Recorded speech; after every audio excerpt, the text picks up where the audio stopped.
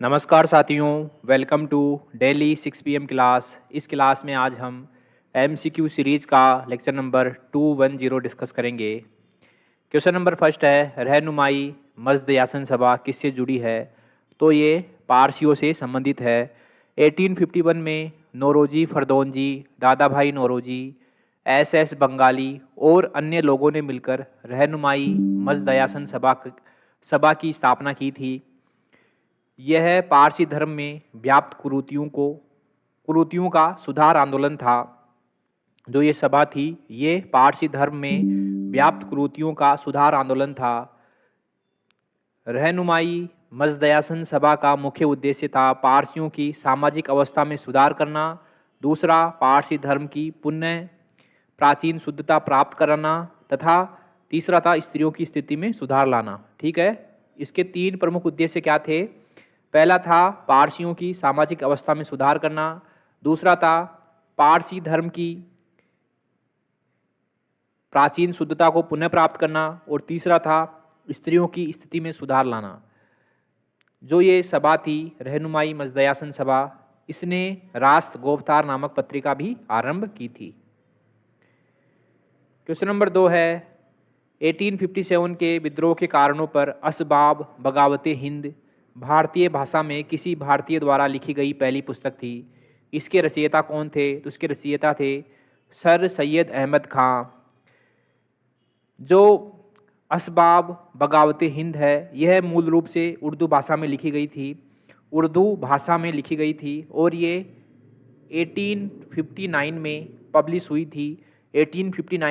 हुई थी। बाद में इसको अंग्रेजी में भी प्रकाशित किया गया था, अंग्रेजी में ट्रांसलेट कर इसको प्रकाशित किया गया था। ठीक है, तो पुस्तक का नाम है असबाब बगावते हिंद और ये किसके ऊपर है? ये 1857 के विद्रोह के कारणों के ऊपर है। ठीक है, और ये पुस्तक भारतीय भाषा में किसी भारतीय द्वारा लिखी गई पहली पुस्तक थी। ठीक है, तो कौन थे? सर सैयद अहमद खां। मौलाना अबुल कलाम आज़ाद, तो इनका जन्म मक्का में हुआ था और 1912 में इन्होंने अल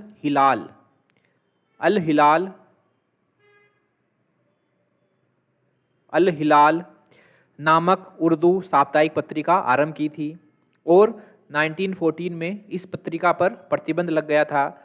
उसके बाद इन्होंने अल ब्लाग नामक एक और साप्ताहिक पत्रिका शुरू की थी और बाद में इसे भी प्रतिबंधित कर दिया गया था। सर मोहम्मद इकबाल, तो ये एक कवि और दार्शनिक थे और इनको पाकिस्तान का आध्यात्मिक पिता भी माना जाता है या कहा जाता है। क्वेश्चन नंबर 3 है, निम्नलिखित में से किसने 1907 ईस्वी के भारतीय राष्ट्रीय कांग्रेस के सूरत अधिवेशन की अध्यक्षता की थी? तो ये की थी रास बिहारी घोष ने। 1907 के भारतीय राष्ट्रीय कांग्रेस के सूरत अधिवेशन के लिए रास बिहारी घोष का नाम अध्यक्षता के लिए नरम दल के नेताओं ने प्रस्तावित किया था। गरम दल के नेताओं ने लाला लाजपत राय या बाल गंगाधर तिलक को जो है अध्यक्ष बनाने का नाम प्रस्तावित किया था। गोपाल कृष्ण गोखले 1905 के बनारस अधिवेशन में अध्यक्ष रहे थे और 1907 के कलकत्ता अधिवेशन में दादा भाई नौरोजी अध्यक्ष रहे थे। फिरोज शाह मेहता को बम्बई का शेर के नाम से भी जाना जाता था और ये कलकत्ता के वार्षिक अधिवेशन 1890 के कलकत्ता अधिवेशन में ये कांग्रेस के अध्यक्ष रहे थे। क्वेश्चन नंबर 4 है, 23 जनवरी 1948 को किसने सुभाष चंद्र बोस के लिए कहा था हमें उनका अनुकरण करना चाहिए? सुभाष एक महान देशभक्त थे। उन्होंने अपना जीवन देश पर न्यौछावर किया। संकीर्णतावाद और जाति भेदभाव की उनके लिए कोई उपयोगिता नहीं थी। वे सबसे एक समान व्यवहार करते थे। ठीक है, तो ये स्टेटमेंट है महात्मा गांधी का। ये बात गांधी जी ने 23 जनवरी 1948 को उनके जन्मदिन पर कही थी, उनके जन्मदिन के उपलक्ष्य पर कही थी। क्वेश्चन नंबर 5 है, निम्नलिखित में से कौन एक कथन श्यामजी कृष्ण वर्मा के विषय में असत्य है? श्यामजी कृष्ण वर्मा के विषय में असत्य है। तो श्यामजी कृष्ण वर्मा बाल गंगाधर तिलक और दयानंद सरस्वती के विचारों से प्रभावित थे। वे दयानंद सरस्वती के आर्य समाज को ज्वाइन करने वाले प्रथम व्यक्ति थे।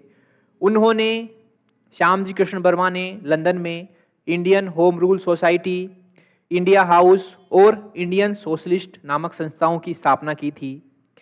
ठीक है, तो वह काठियावाड़ के निवासी थे, एकदम सही बात है। उन्होंने मासिक पत्र इंडियन सोशलिस्ट प्रारंभ किया था, ये भी सही बात है। तीसरा है, भारतीय विद्यार्थियों के लिए उन्होंने लंदन में एक छात्रावास स्थापित किया था जिसे इंडिया हाउस कहा जाता था, ये भी सही बात है। और डी है, वह गदर पत्र के संपादक थे, जो कि गलत है। यही हमारा आंसर है, गदर पत्र का संपादन गदर पार्टी ने किया था। क्वेश्चन नंबर 6 है, बिहार और उड़ीसा में प्रचलित कमियोटी प्रथा का तात्पर्य क्या था? तो इसका तात्पर्य था बंधुआ मजदूरी का एक रूप। ये बंधुआ मजदूरी का एक रूप था। कमियोटी प्रथा क्या थी? तो इस प्रथा के अंतर्गत कृषि दास के रूप में खेती करने वाले कमिया जाति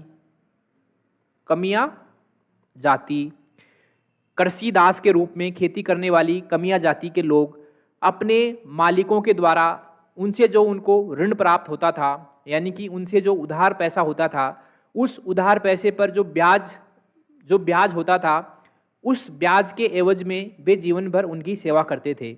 तो ये थी कमियोटी प्रथा। एक बार फिर से समझते हैं क्या थी ये, कि इसके अंतर्गत क्या था कि जो कृषि दास होते थे, कृषि दास के रूप में खेती करते थे कमिया जाति के लोग, और ये अपने मालिक से जो पैसे ऋण के रूप में, उधार के रूप में लेते थे, उस पर जो ब्याज आता था, उस ब्याज के एवज में ये जीवन भर अपने मालिक की सेवा करते थे। ठीक है, ब्रिटिश भारत में और भी अन्य जो है कुप्रथाएं प्रचलित थी, जिनमें से एक है 3 कठिया प्रथा। तो इस प्रथा के अंतर्गत चंपारण बिहार के किसानों का अपने अंग्रेज बागान मालिकों के अनुबंध पर अपनी जमीन के करीब 3/20 भाग पर नील की खेती करना अनिवार्य होता था। तो ये थी 3 कठिया प्रथा। एक होती थी ददनी प्रथा। तो इसमें क्या था, इस प्रथा के अंतर्गत अग्रिम करारनामा जो बाजार भाव से बहुत कम दाम पर हुआ करता था, कर लिया जाता था। ठीक है, और इस प्रथा के अंतर्गत ब्रिटिश व्यापारी भारतीय उत्पादकों, कारीगरों एवं शिल्पियों को अग्रिम संविदा पर जो है अग्रिम राशि दे दिया करते थे, ताकि जो है बाद में कम दाम पर, अगर बाद में फसल का दाम बढ़ता है तो उसमें किसान कुछ ना कर सके, और जो कम दाम पर पहले तय किया गया था उसी पर उनको किसानों को अपने सामान को बेचना पड़ेगा। तो ये थी ददनी प्रथा। एक प्रथा थी दुबला हाली प्रथा। तो इस प्रथा में क्या था, ये प्रथा भारत के पश्चिमी क्षेत्र मुख्यतः सूरत में प्रचलित थी। इसके अंतर्गत क्या था कि दुबला तथा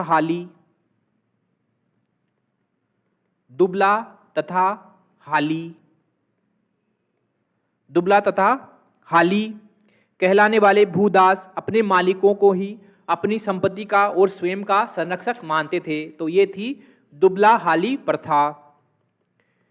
क्वेश्चन नंबर 7 है, निम्नलिखित में से कौन गवर्नर जनरल अंग्रेजी के अतिरिक्त अरबी, फारसी एवं बंगाली भाषा का जानकार था?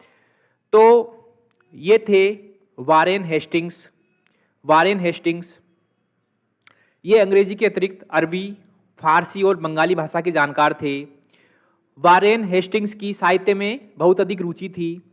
वारेन हेस्टिंग्स ने प्राचीन विद्याओं और साहित्य को संरक्षण प्रदान किया था।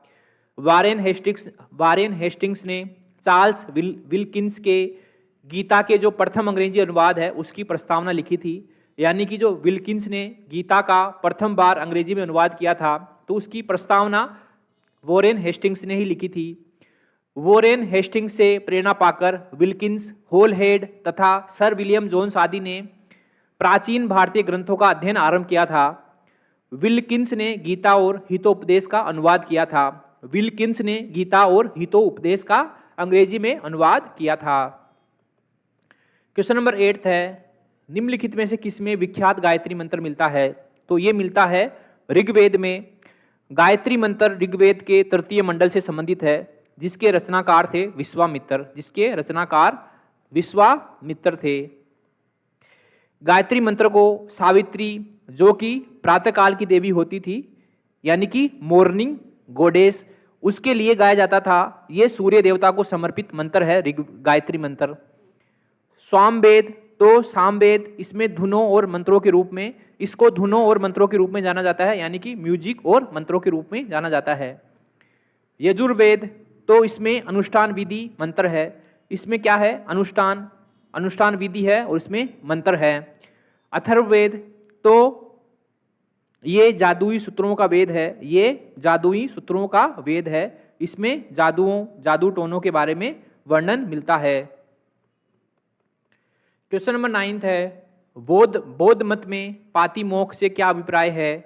तो ये संघ के नियम होते थे, इसमें संघ के नियम है।